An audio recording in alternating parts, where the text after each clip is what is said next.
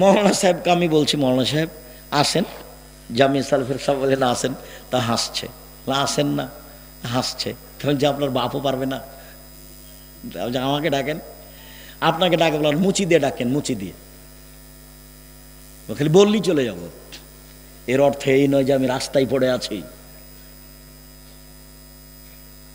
তার মানে আমার কাছে কোনো প্রতিশোধ নেই, আমার কাছে কোনো হিংসা বিদ্বেষ নেই। কেউ যদি গালি দেয় খুব দিতে দিতে বন্ধ করে, তখন আবার আমি রিং দিয়ে বলি, ভাইজান মোবাইলের টাকা কি শেষ হয়ে গেছে, মনে হয় গালি বাকি ছিল, আর একটু দিয়ে নেন যদি থাকে। শুরু করে আমার মা দিয়ে, আমার বোন দিয়ে, এগুলো দিয়ে শুরু করে ও। আমি তার প্রতিশোধ নেওয়া বুঝে পাতাই পড়ি না আমি। ওটা ছাড় দিতে শিখেন, ছাড়। বড় ভাইকে সম্মান করতে শিখেন বাপের মতো, বড় যাকে সম্মান করতে শিখেন মায়ের মতো। প্রতিবেশীর সাথে ভালোভাবে কথা বলার চেষ্টা করেন। প্রতিশোধ নেই, প্রতিবাদ নেই, প্রতিশোধ নেই, প্রতিবাদ নেই। শেষের দিকে চলে এসেছি। রাসূল সাল্লাল্লাহু আলাইহি ওয়াসাল্লাম বলছেন, আল মুমিন লিল মুমিন কারাজুলিন ওয়াহিদ। সারা পৃথিবীর মানুষ একটাই, সারা পৃথিবীর মানুষ একটাই। ইনিস্তাকা আইনহু ইস্তাকা কুল্লহু। যদি চোখ ব্যথা করে সারা শরীরে ব্যথা বুঝে, যদি মাথা ব্যথা করে সারা শরীরে ব্যথা বুঝে। তার মানে ওইটা আমার ভাই, ওর সাথে গন্ডগোল মানুষ মাত্র হয়ে যেতেই পারে, ও একটু বিপদে পড়েছে, তাড়াহুড়া করে যেতে হবে। ভাইজান কি খবর, ছেলে অসুস্থ নাকি, অ্যাম্বুলেন্স লাগবে, ডাক্তারের কাছে যাব, কি করা লাগবে বলেন। এর নাম হল একসাথে থাকা, এক শরীরে। বুঝাতে পারি না কথাগুলো। সব সময় সুবিধা অসুবিধায় থাকতে হবে প্রতিবেশীর সাথে, পাশের লোকের সাথে। হিংসা এমনিতে জন্ম নেই। এই যে এখানে পাশাপাশি দুইটা দোকান, আমার একটা আপনার একটা, খালি লোক এসে আপনার দোকানে কিনে, আপনার দোকানে কিনে, তখন আমি খালি খালি বিষ করি, মনটা খুব খারাপ হয়, খুব মনটা খারাপ হয়। এবার একটা লোক আমার কাছে এসেছে, তখন আমি বলছি, এই ওখানে যাস কেন, জানিস না যে 20 টাকার জিনিস 40 টাকা ধরে, জানিস? দেখেন হিংসা, হিংসা। আল্লাহ রাসূল বলছেন সবচেয়ে ভালো মানুষকে, আলোচনার শেষে, সবচেয়ে ভালো মানুষকে, নিরাপদ অন্তর যার, সত্যবাদী মুখে যে, সেই সবচেয়ে ভালো মানুষ। নিরাপদ অন্তর যার, মুখে সত্যবাদী যে, সেই সবচেয়ে ভালো মানুষ।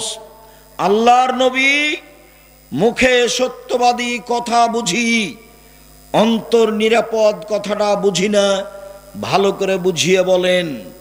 তখন বললেন, আত্তাকিও আন্নাকিও, স্বচ্ছ পরহেজগার, ক্ষতিতে নেই, অন্যায়ের সাথে নেই, স্বচ্ছ পরহেজগার। কিভাবে? 4টে। এক, পাপ নেই যার, পাপ নেই কার, সবারই আছে, হলেই ক্ষমা চায় যে, পাপ নাই তার। 2, সীমা লঙ্ঘন নেই যার। প্রায় 30 বছর থেকে বলছি এতদা অঞ্চলে, সীমা লঙ্ঘন নেই যার। বড় তো ছেলে, বলো তো ছেলে, ছোট সীমা লঙ্ঘন কি বলো, মনে নাই কেন? ওই যে মরিচ কিনছিলে, 100 মরিচ নিলে, তখন ডালি থেকে একটা মরিচ দেখছো কেমন ভালো কিনা, এখন দাড়ি পাল্লা হয়ে গেছে, বলো তো তোমার হাতের মরিচটা কোথায় রাখবে?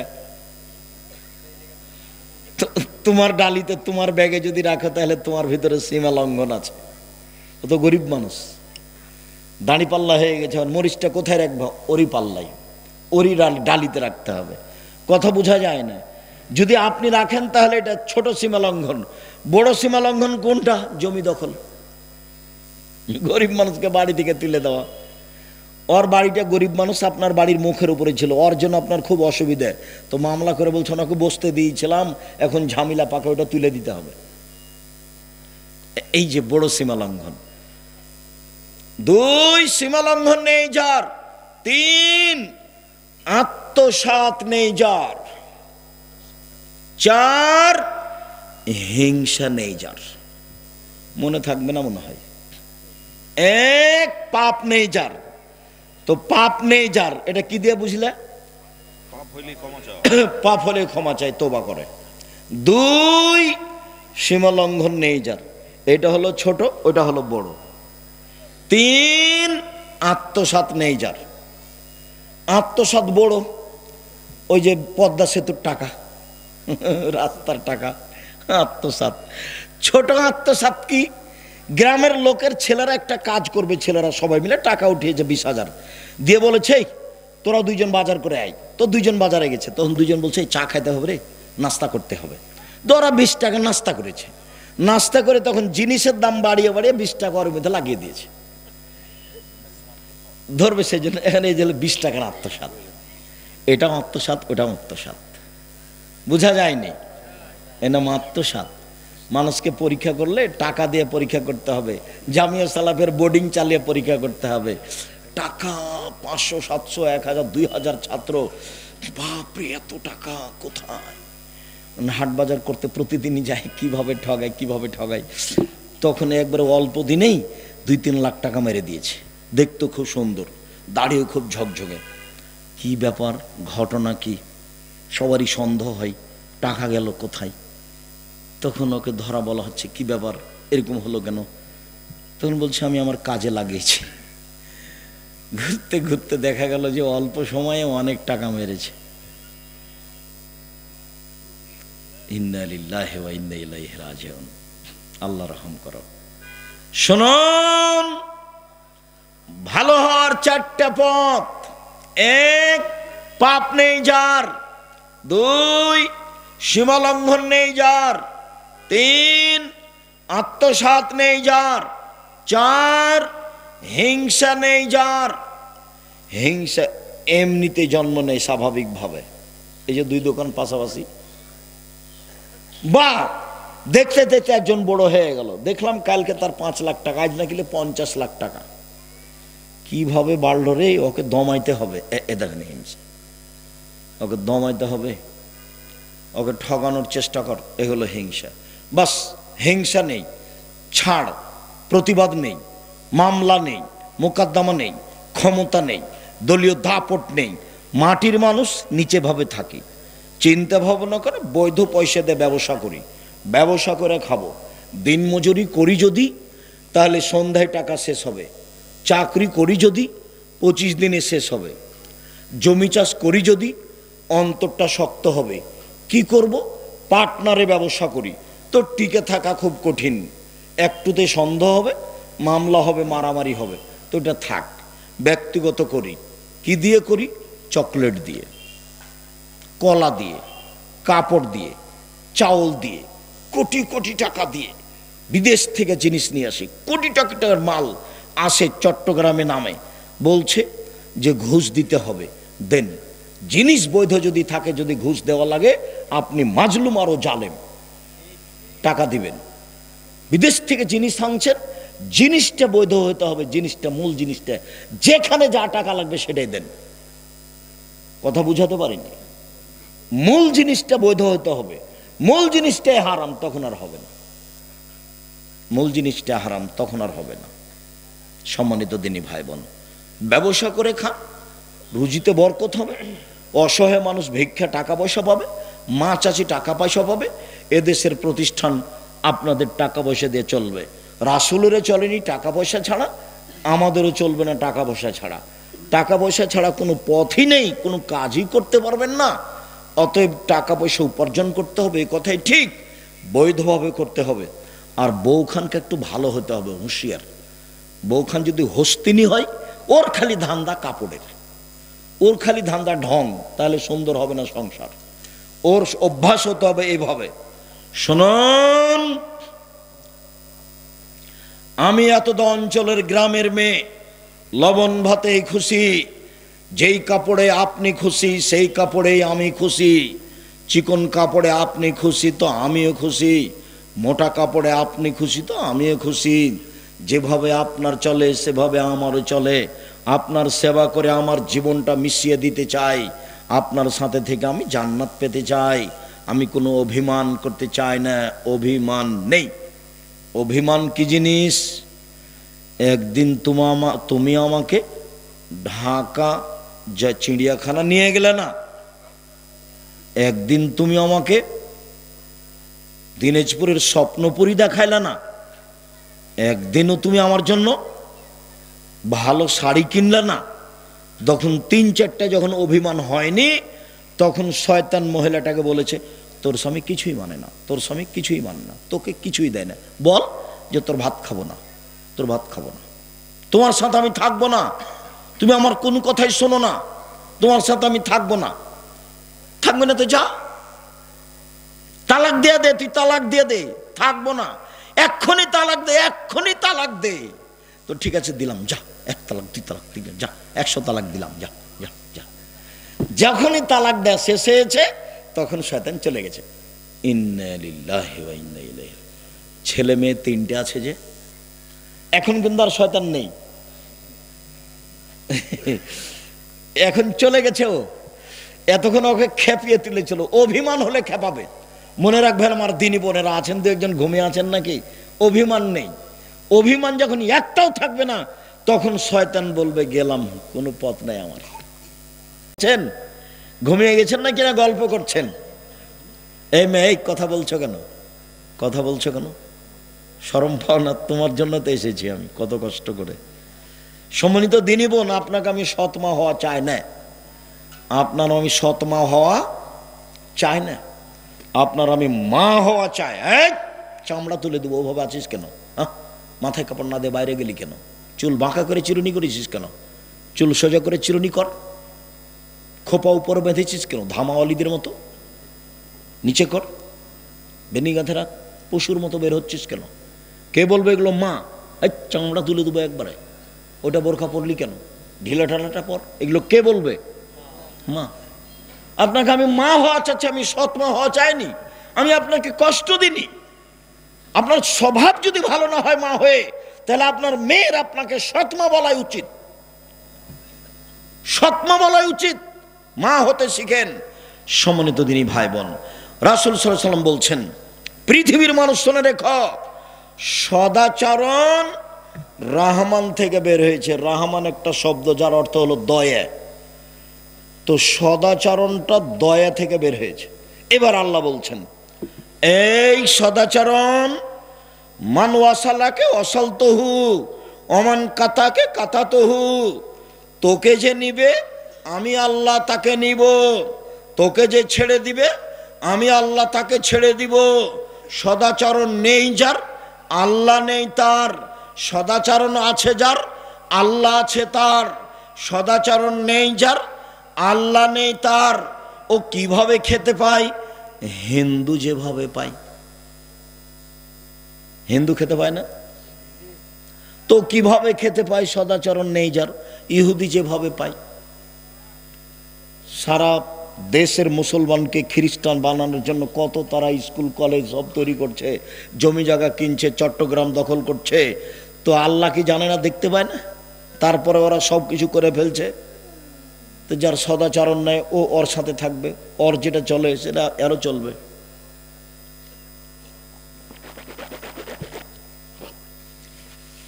আয়েশা রাদিয়াল্লাহু তাআলা আনহা বলেন, সদাচরণ এভাবে আল্লাহর আরশ ধরে ঝুলন্ত অবস্থায় বলছে, এইভাবে ঝুলছে সদাচরণ। সদাচরণের জন্য একটা রূপরেখা আছে। ঝুলে বলছে, পৃথিবীর মানুষ শুনে রেখো, আমি সদাচরণ বলছি, মান ওয়াসালানি ওয়াসালাহুল্লাহ, আমাকে যে নিবে আল্লাহ তাকে নিবেন। ওমান কাতানি কাতাহুল্লাহ, আমাকে যে ছেড়ে দিবে আল্লাহ তাকে ছেড়ে দিবেন। সদাচরণ বলছে। এবার আবার প্রথমে ফিরে যাই। 1 সচ্ছল অসচ্ছল দান, 2 রাগ দমন, 3 মাপ ছাড়। এরই নাম সদাচরণ। সম্মানিত দিনী ভাই বোন, রাসূল সাল্লাল্লাহু আলাইহি সাল্লাম বলছেন, এবার মেয়েদের সাথে সদাচরণ। মেয়েদের সাথে সদাচরণ 3টে যদি মেয়ে হয়, 3টে। আল্লাহ রাসূল বলছেন, মানালা সালাসা বানাতিন, কে যদি 3টে মেয়ের লালন পালন করে, 3টে, 1 বিদ্যা শিখিয়ে দিল। এই যে প্রতিষ্ঠান খুলেছেন, ছেলেদের ভিন্ন করে মেয়েদের ভিন্ন করে খুলবেন, আপনারা টাকা পয়সা দিবেন, এলাকার লোক আপনারা মেয়ে পাঠান, যারা পরিচালনা করছেন তারা ভালো সিলেবাস তৈরি করেন, না হলে জামিয়া সালাফিয়ার সিলেবাস নিয়ে আসেন। প্রত্যেক নভেম্বরে জামিয়া সালাফিয়ার সিলেবাস নতুনভাবে তৈরি করা হয়। পৃথিবীর যারা বড় বড় বিদ্বান, সৌদি আরবের, ইন্ডিয়ার, তারা বসে বৈঠক করে সিলেবাস তৈরি করে, চয়ন করে, কমবেশ করে। আর যারা একেবারেই চট্টগ্রাম, ঢাকা থেকে ট্রেনিং প্রাপ্ত কোরআন শিক্ষা প্রশিক্ষণ নুরানি, তারা হলো সব নুরানির শিক্ষক। জামিয়া সালাফিয়ার এক একজনের বেতন 20,000, 25,000, 30,000 করে। এখন জামিয়া সালাফের কথা নকল করছি। আপনি ওভাবে কিছু শিক্ষক রাখেন, যারা আশেপাশে আছেন তারা ছেলেদেরকে এখানে পাঠান। কেননা স্কুলের মাপ ওইভাবে নয়, এখানকার যে মাপ, এখানকার শিক্ষকেরা তাকে বাংলা অক্ষর শিখাবে, কোন মাপে লিখতে হয়, ইংরেজি অক্ষর শিখাবে, কোন মাপে লিখতে হয়, আরবি অক্ষর শিখাবে, কোন মাপে লিখতে হয়, কোন মাপে মুখ দিয়ে বের করতে হয়। সব নুরানি ট্রেনিং প্রাপ্ত শিক্ষক রাখেন। এলাকার লোককে বলছি, ছেলে মেয়ে এখানে পাঠান, এভাবে প্রতিষ্ঠান গড়ে তোলেন। নইলে জামিয়া সালাফিয়ার সাথে সম্পর্ক রাখেন। জামিয়া সালাফিয়া দেশের সর্ববৃহৎ প্রতিষ্ঠান। জামিয়া সালাফিয়া বাংলাদেশের সবচেয়ে বড় প্রতিষ্ঠান। জামিয়া সালাফিয়া শিরক মুক্ত প্রতিষ্ঠান। জামিয়া সালাফিয়া বিদাত মুক্ত প্রতিষ্ঠান। জামিয়া সালাফিয়া দল মুক্ত প্রতিষ্ঠান। জামিয়া সালাফিয়া হিংসা মুক্ত প্রতিষ্ঠান। জামিয়া সালাফিয়া আপনার সংগঠন মুক্ত প্রতিষ্ঠান। জামিয়া সালাফিয়া দেশের সর্ববৃহৎ আয়তনে, যেটা কালকে সম্মেলনে গেছিলেন, এটা প্রায় 100 বিঘা জমির উপরে। কালকে তো আপনারা গেছিলেন মনে হয়, সবাই নিজের জিনিস দেখে আসবেন একদিন, জাননি কেন? বারাকাল্লাহ, জাযাকুমুল্লাহ খায়ের। ওখানে একটা মসজিদ তৈরি হচ্ছে, যেটুকু পাইলিং হয়েছে তাতে প্রায় 2 কোটি টাকা খরচ আছে। যেটুকু আপনার পিলার হয়েছে, ঢালাই হয়েছে, তাতে প্রায় 2 কোটি টাকা খরচ আছে। একদিন দেখবেন মসজিদ হয়ে গেছে, নিজের জিনিস।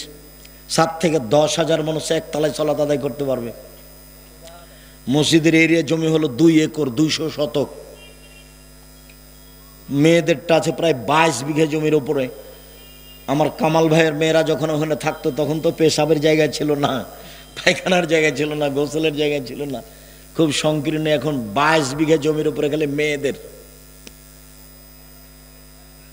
তারা এখন 5 তলা বিল্ডিং এ থাকে, পেশাব পায়খানা সব ভিন্ন ভিন্ন, ক্লাস ভিন্ন। রাজশাহী যেটা, সেটা 40 বিঘা জমির উপরে। যেটা মেয়েদের রাজশাহী, সেটা 77 বিঘা জমির উপরে। যেটা দিনাজপুরে, সেটা প্রায় 20 বিঘা জমির উপরে। 5,000-এর বেশি ছেলে মেয়ে পড়াশোনা করে। 300 জনের বেশি শিক্ষক শিক্ষিকা আছেন, যাদের এখন বেতন লাগছে প্রায় 40 লক্ষ। নিজের প্রতিষ্ঠান যাবেন দেখতে, প্রতিষ্ঠানটা গ্রামে তৈরি করছেন, সেভাবে তৈরি করেন। মাপ, সিলেবাস, শিক্ষক, ছেলে মেয়ে সব মিলে চিন্তা ভাবনা করে কাজ করেন। এক মেয়েকে বিদ্যা শিখিয়ে দিল, এবার বাপ মেয়ের সাথে সদাচরণ। 2 মেয়েকে শিষ্টাচার শিখিয়ে দিল। 3 মেয়ের সাথে সদাচরণ করলো। তাহলে এই মেয়েরা 3টে বিচারের মাঠে বাপকে জাহান্নাম থেকে বাঁচানোর জন্য অন্তরাল হবে। ওদিকে জাহান্নাম, এদিকে মেয়ের পিতে, মধ্যে মেয়েরা। বেঁকে বসবে মেয়েরা, আমার আব্বাকে আগে জান্নাতে দিতে হবে, তারপরে কোনো কথা। এই দেখেন, আল্লাহ নবী বলছেন, কুন্নাল্লাহু সিতরান মিনান নারে, মেয়েরা পিতার জন্য অন্তরাল হয়ে যাবে। 10টা ছেলে যদি মাস্টার ডিগ্রি পাস করান, তো 1 পয়সা লাভ হবে না। ইন্না লিল্লাহি ওয়া ইন্না ইলাইহি রাজিউন। তাহলে ছেলেকে পড়াবো কেন? জন্ম দিয়েছেন এই জন্য, ওটা আপনার জিম্মেদারি। জন্ম নেওয়ার সাথে সাথে তাহানিক করে নিয়ে আসতে হবে। তাহানিক বুঝেন আপনারা? খেজুর চাবিয়ে একবারে গোড়া করে বাচ্চার জিভার উপরে দিয়ে দিবে। চাচি, চাচা, কোনো আলেম মানুষ, পরহেজগার কারো মানুষ কাছে তাহানিক করে নিয়ে আসবেন। এটা বাপ হিসেবে, মা হিসেবে বাচ্চার প্রথম কাজ। 7 দিনের দিন মাথা নেড়ে করবেন, একটা ছাগল জবে করবেন, নাম রাখবেন, চুল পরিমাণ রূপা সমমূল্য দান করে দিবেন।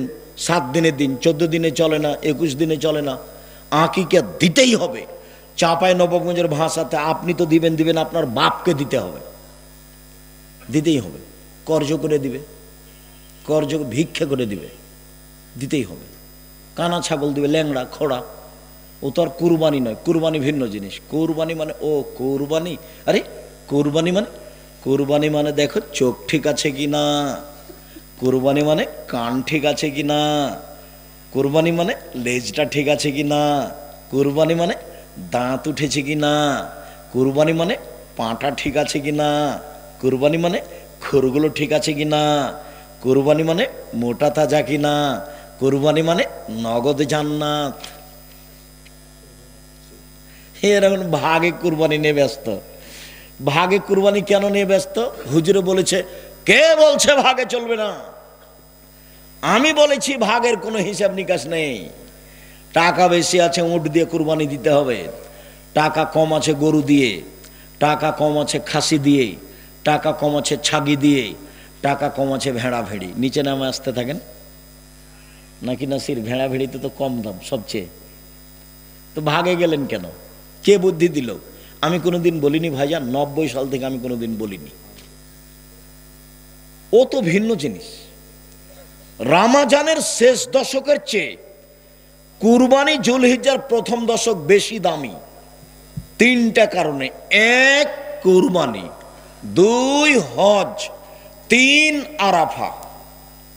এই জন্য রমজানে আছে মাত্র একটা লাইলাতুল কাদর, আর জুলহিজ্জাতে আছে কয়টা? 3টে। এই জন্য ওইটা বেশি দামি এটার চেয়ে। কুরবানি মোটা তাজা সুন্দর ঝকঝকে টকটকে, টাকা বেশি খরচ করে একবারে এক কাজ 10 বার দেখবেন, বাপে দেখবে, বেটা দেখবে, কাজের লোক দেখবে। আরে দেখ রে, টাকা পরেও ঝকঝকে কি না দেখ। বুঝাতে পারিনি কথা মনে হয়? টাকা কত লাগবে সেটা পরে, একবারে কান দেখ, পা দেখ, লেজ দেখ, দাঁত দেখ, এগুলো দেখ মোটা তাজা কিনা, সুন্দর দেখ, ঝকঝকে। জান্নাত কিনবো সেই জন্য। আর আঁকি কে ভিক্ষা করে প্রয়োজনে। ভিক্ষা করবো কেন আব্দুর রাজাক সাহেব? অত নিচে নামেন কেন? আমি ওটা আমার গতি তাই বলেছি, আমি ভিক্ষা করতে বলিনি। আমি কথার গতি তাই সেটা বলি। আমি অত নিচে নামতে চাইনি। কর্জ করে দিবেন, ঋণ করে দিবেন, দিতেই হবে। কানা ছাগল দেন, খোড়া দেন, ল্যাংড়া দেন, 3 মাসের দেন, ওদের দিতে হবে, এটা জরুরি। বাচ্চা হাঁটতে শিখেছে, ওর কাছে দোয়া নেন। বাচ্চা নিয়ে যে পরেজগার মানুষের কাছে নিয়ে যান, বলেন চাচা আমার ছেলেটার জন্য মাথায় হাতে একটু দোয়া করে দেন তো চাচা। হুজুর আমার ছেলের মাথায় হাতে একটু দোয়া করে দেন। সাহাবীগণ কত প্রমাণ, রাসূলের কাছে গিয়ে বলছেন আমার ছেলেটার জন্য দোয়া করে দেন। আল্লাহ রসুল ছেলেকে কোলে নিয়ে মাথায় হাত দিয়ে দোয়া পড়ে দিচ্ছেন। কত হাদিস। সব সময় বলবেন চাচা আমার ছেলেটার জন্য দোয়া করবেন, আমি আমার ছেলেটাকে একটা উচ্চ শিক্ষিত করতে চাই, দিনের বড় খাদেম করতে চাই। এই দেশের মানুষ যেন তার মুখের উপরে দাঁড়িয়ে সাহস করে কথা না বলতে পারে, এরকম একজন বিদ্বান করতে চাই যার কথা জাতি শুনবে। এটা স্বাদ নিয়ে আমি দিন কাটাচ্ছি। চাচা আমার ছেলের জন্য দোয়া করবেন, খালা আমার ছেলের জন্য একটু দোয়া করবেন, খালা আমি এটা চাচ্ছি। আপনার মুখখান খুলতে পারেন না মানুষের কাছে? কথা বুঝাতে পারিনি মনে হয়। এক, মেয়েকে বিদ্যা শিখিয়ে দিল। 2 শিষ্টাচার শিখিয়ে দিল। 3 ভালো চাল চলন করলো, এই সদাচরণ, ভালো চাল চলন করলো, মেয়ের সাথে খাস্টা মেস্টা আচরণ করলো না। তাহলে বিচারের মাঠে মেয়েরা অন্তরাল হবে। তো ছেলে মানুষ করে কি হবে? ছেলে ভালো হলে আপনার জন্য দোয়া করবে, বাস এটাই। জিম্মেদারি পালন করতেই হবে, ওকে ভালো করে পড়াশোনা শিখাতে হবে। সলাত আদায় করে কিনা ঠিকভাবে দেখতে হবে। সলাত আদায় করেছো? কোথায় গেছিলে তখন? কোথায় গেছিল? দাঁত খুলে দেবো একবারে। আজানের সাথে সাথে মসজিদে গেলে না কেন? বাপ আপনি বলবেন, এই জন্য তো আপনি বাপ, ওই জন্য তো মা। এই জিম্মেদারি আল্লাহ রাসূল আপনার উপরে চাপিয়ে দিয়েছেন, আপনার স্ত্রীর উপরে, 2 জনের উপরে চাপিয়ে দিয়েছেন। তো এখন মুসাল্লি বলছেন ভাইজান 2টা মেয়ের, একটা মেয়ের কথা বলেন ভাইজান, একটা মেয়ের কথা বলেন, কিছু বলেন। আমাকে বলছে মিরপুরের মুসাল্লি। তাই আমি বলছি ভাইজান একটা মেয়ের কোনো কথা নেই। আল্লাহ রাসূল বলেছেন কে যদি 2টা মেয়ে লালন পালন করে, সেই পিতা আর আমি জান্নাতে একসাথে এইভাবে থাকবো। তখন আল্লাহ আঙ্গুল জমা করে দিয়েছে। আর বলেছেন কে যদি এতিমের লালন পালন করে, তো সে লোক আর আমি জান্নাতে এভাবে থাকবো। একটু ফাঁকা করেছেন। বুঝতে পারেন না মনে হয়। এতিম জামিয়া সালাফিয়া 519 জন এতিম আছে। কতজন? 519 জন। প্রতিষ্ঠান কিন্তু আপনার, আমি বলতে এসেছি আপনাকে জানানোর জন্য। আপনি দেখেন, আপনি চালান। কই আমরা তো টাকা পয়সা দিনে, এটা কি বললে জায়গাটার নাম? ত্রিমোহনী। আব্দুর রাজ্জাক সাহেব আপনি না জানেন, আমরা দিই তো। আপনি টাকা পয়সা অত কোথায় পান? আমরাই তো দিই। ভালো, আলহামদুলিল্লাহ দেন, আলহামদুলিল্লাহ। 519 জন এতিম আছে, নিচে কোনো ভিত্তি নেই, এমনি শূন্যের উপরে আছে। মানে একটা কমিটি দিয়ে প্রতিষ্ঠান চলে, ওরা টাকা পয়সা দেয়, এরকম জামিয়া সালাফিয়া নয়। জামিয়া সালাফিয়ার শিক্ষক জানে না কিভাবে প্রতিষ্ঠান চলে। কেউ জামিয়া সালাফিয়ার ব্যাপারে মুখ খুলতে পাবে না, কোথাও কেউ আদায় করতে পাবে না, সব নিষেধ করা আছে, জরিমানা হবে আদায় করলে।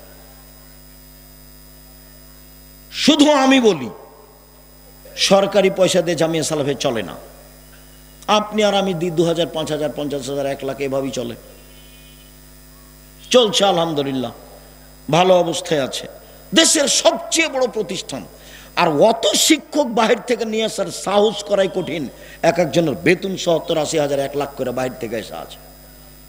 তাদের খাওয়া ভিন্ন, সৌদি আরব থেকে যারা এসেছে তাদের খাওয়া ভিন্ন, আমরা যারা আছি আমাদের খাওয়া ভিন্ন। আপনার এই প্রতিষ্ঠানটা চালান, ভালো করে চালার চেষ্টা করেন। সম্মানিত দিনী ভাই বোন, কাছাকাছি চলে আসলাম, এবার এদিকে দেখেন। আল্লাহ রাসূল বলছেন, শোনো, আল মুমিন লিল মুমিন কাল বুনিয়ান। একজন মুসলমান আর একজন মুসলমানের সাথে প্রাচীরের মতো থাকবে, এইভাবে। এবার আল্লাহ রাসূল বাস্তব দেখাচ্ছেন, এইভাবে দেখো দেখো দেখো দেখো দেখো। সুম্মা সাব্বাকা বাইনা আসাবিহি, আঙ্গুলকে আঙ্গুলের মধ্যে ঢোকালেন, এইভাবে যেমন লেগে গেল একটা আর একটার সাথে। মুসলমান আছে একজন আর একজনের সাথে, এভাবে আপনি দল করবেন। যদি আমি আপনার বিরোধী দলের লোক হয়ে আর যদি আমি বিপদে পড়ি, তাহলে আপনি বলবেন ঠিক হয়েছে, ঠিক হয়েছে, ঠিক হয়েছে। এটা কি টিকলো? আমার চোখের দেখা বিরোধী লোক বিপদে পড়েছে, সেজন্য উনি গরু জবাই করলেন, আমার চোখের দেখা। আর যেটা আমি বলি সেটা আমাদের গ্রামের ঘটনা। 2 ভাই গন্ডগোল করে মারামারি করে জমি ভাগ করতে করতে ঢেঁকি কেটে ভাগ করে নিয়েছে। এটা কোন আচরণ?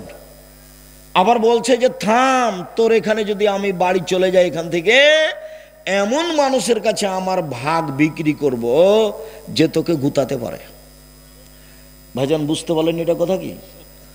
2 ভাই কিন্তু ঝগড়া লেগে বলছে যে আমি তো চলে যাবো এখান থেকে, তা আমার ভাগটা তোকে দিব না। এমন লোককে দিব যে তোকে কি করতে পারে? খোঁচাতে পারে, গালি দিতে পারে, মারতে পারে, জেল দিতে পারে, আজতে দিতে পারে। তাহলে ছাড় দেন, ছাড়। আচ্ছা যাক, ছাড়ের ব্যাপারে কি বলেছি? ঘটনা বড় ভাইয়ের কারণে ঘটেছে। ঝগড়া কার কারণে ঘটেছে? বড় ভাইয়ের কারণে। ক্ষমা নিবে কে? ছোট ভাই। এটাই নীতি। ঝগড়া কার কারণে হয়েছে? বড় যা, যা বুঝেন আপনারা, বড় যা, 2 ভাইয়ের 2 স্ত্রী, বড় জায়ের কারণে ঝগড়া হয়েছে। ক্ষমা নিবে কে? ছোট যা। বুবু আপা ভুল হয়েছে, চল আমরা এক মায়ের ছেলে মেয়ের মতো করে বসবাস করি। সকালে বলবে, সন্ধ্যায় বলবে, রোজ বলবে। আপা বলে ডাকবে, বুবু বলে ডাকবে, সম্মান দিয়ে ডাকবে। আসার সাথে সাথে তাড়াহুড়ো করে উঠে 4টা বসতে দিবে ওই যাকে, যে যার সাথে কথা বন্ধ আছে। আগামীকাল সন্ধ্যা হতে হতে কথা চালু করতে হবে যে কোনো মূল্যে। আমি তো চেষ্টা করি।